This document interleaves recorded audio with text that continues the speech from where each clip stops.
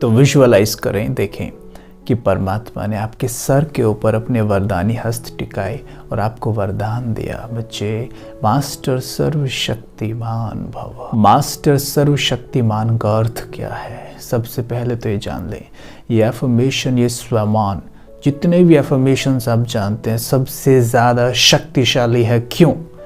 क्योंकि परमात्मा को सर्वशक्तिमान कहा जाता है और हम सब उनकी संतानें हैं। तो हम स्वयं को कह रहे हैं कि मैं मास्टर सर्वशक्तिमान हूँ, अर्थात जो शक्ति मेरे परम पिता के पास हैं वो शक्तियाँ मेरे पास भी हैं। अर्थात मैं अपने मन को ये ऑर्डर दे रहा हूँ कि मेरे मन, जो शक्तियाँ तुम छुपाए बैठे हो सबको जगा दो।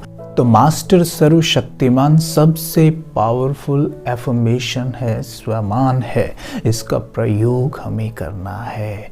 मास्टर सर्वशक्तिमान अर्थात मैं बहुत शक्तिशाली हूँ या मैं बहुत शक्तिशाली मन का मालिक हूँ। यह हुआ। दूसरा वरदान होगा, वैसे आप कोई भी वरदान ले सकते हैं, मन चाहा वरदान जैसा आप चाहते हैं, लेकिन अभी फ़िलहाल जो हम आपको बता रहे हैं वो आप समझ सकते हैं। दूसरा स्वमान है सदा सुखी भव। सुखी भव। तो विजुअलाइज करना है थोड़ा सा कि सुख स्वरूप, यानी कोई व्यक्ति सुखी हो, जिसे सच्चा सुख कहते हैं ना, वो टेम्परेरी नहीं, सुखी हो व्यक्ति कैसा दिखता है। और तीसरा शांत स्वरूप भव। ठीक है, अब ये 3 वरदान लेकर इन्हें विजुअलाइज करना है। क्यों विजुअलाइज करना? सिर्फ रटना नहीं है, विजुअलाइज करना है। पहले तो देखना है सामने कि परमात्मा के मस्तक से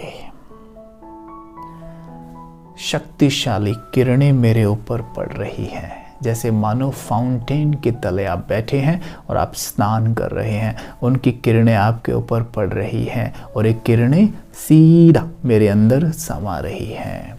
और रिपीट करें इस किरणों के नीचे स्नान करते हुए कि मैं मास्टर सर्वशक्तिमान हूँ। रिपीट करें 4-5 बार, मैं मास्टर सर्वशक्तिमान हूँ, मैं सर्वशक्तिमान की संतान हूँ, इसलिए मैं मास्टर सर्वशक्तिमान हूँ, मैं बहुत शक्तिशाली मन की मालिक हूँ। ऐसे बात करने से क्या होता है? छिपी हुई मन की शक्तियाँ जागती हैं। ठीक है। दूसरा, मैं बहुत सुखी हूँ। सुख मेरा नेचर है, मैं आत्मा हूँ ही बहुत सुखी, मैं आत्मा बहुत सुखी हूँ। ठीक है। और फिर शांत स्वरूप हूँ। अब मुझे विजुअलाइज करना है हर एक एफर्मेशन को। क्यों विजुअलाइज करना है? क्योंकि मेरे मन की भाषा ही विजुअलाइजेशन है। मतलब कलर, म्यूजिक एंड इमेज, इन तीनों चीज़ों को मिलाओ, यही मन की भाषा है। और इन तीनों को मिलाएं तो वीडियो बनता है।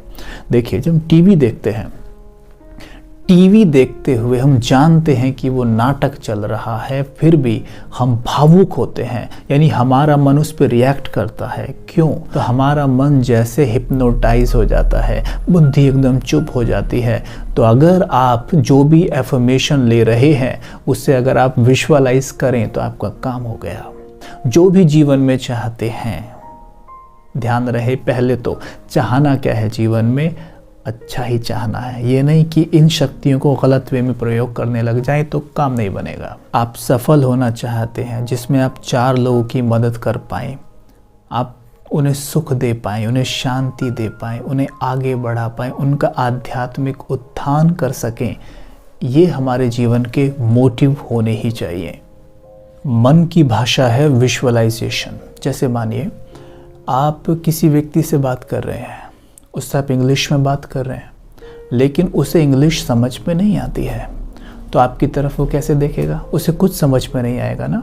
वैसे ही मन की भाषा है विजुअलाइजेशन। अगर हम मन को विजुअलाइज करके नहीं दिखाते हैं तो मन की कुछ समझ में नहीं आता है। जैसे मानो मैं मन से कह रहा हूँ कि मैं मास्टर सर्वशक्तिमान हूँ, या मैं कह रहा हूँ कि हे मेरे मन तुम बहुत शक्तिशाली हो, लेकिन मैं विजुअलाइज करके नहीं दिखा रहा हूँ कि मास्टर सर्वशक्तिमान कैसा होगा। अगर कोई मास्टर सर्वशक्तिमान है, मतलब क्या इसका अर्थ?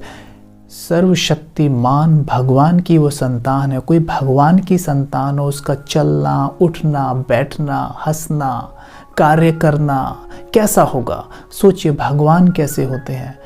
उनसे सिमिलर होगा, उनसे मैच करता होगा कुछ हद तक। तो हमें वो विजुअलाइज करना है कि मैं सबको शांति, सबको सुख देता हूँ, सबकी मदद करता हूँ, है ना। जब दूसरे सफल होते हैं तो मुझे बहुत खुशी होती है, मुझे किसी से कोई ईर्ष्या नहीं होती है। उस तरह का मेरा नेचर होना चाहिए। तो मैं मास्टर सर्वशक्तिमान हूँ, तो मुझे विजुअलाइज करके दिखाना है। मान लीजिए कि हमें ईर्ष्या होती है, कोई सफल होता है, हमें ईर्ष्या होती है, हम चाहते नहीं लेकिन फिर भी होती है हमें, तो हमें विजुअलाइज करके दिखाना है मन को कि मैं आत्मा बहुत सुखी हूँ।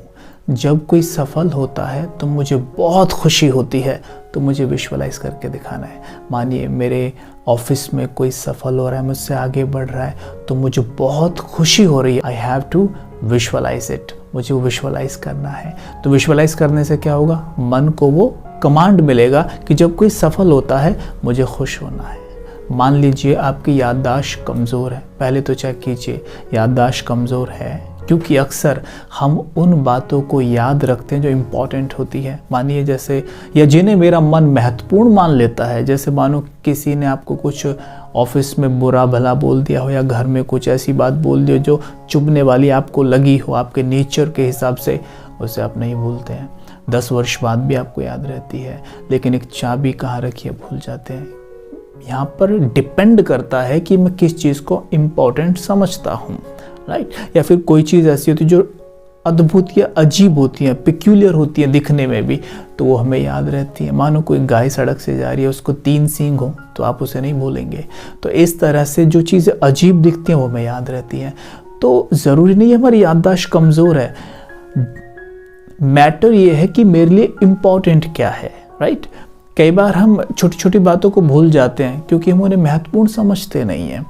फिर हम कहने भी लगते हैं मेरी याददाश्त कमज़ोर है, मेरी याददाश्त कमज़ोर है। अनजाने में हम अपने माइंड को ये एफर्मेशन देते रहते हैं कि मेरी याददाश्त कमज़ोर है। देखिएगा ज़रा चेक कीजिए, जब हम कहते हैं कि मेरी याददाश्त कमज़ोर है, अनजाने में देखना मेरी इंटेलेक्ट विजुअलाइज कर जाती है मन के सामने कि जिस व्यक्ति की याददाश्त कमज़ोर हो वो कैसा होता है। देखिएगा, चेक कीजिएगा, बस मन को मिल गया कमांड। अब आपकी याददाश्त वो कमज़ोर करने में ही लगा हुआ है।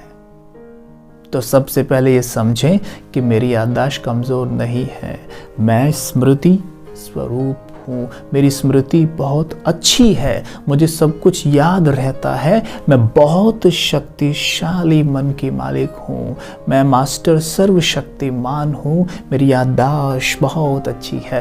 पहले तो ये कभी भी गलती से नहीं कहना है कि मेरी याददाश्त कमज़ोर है, वरना कमज़ोर होती चली जाएगी।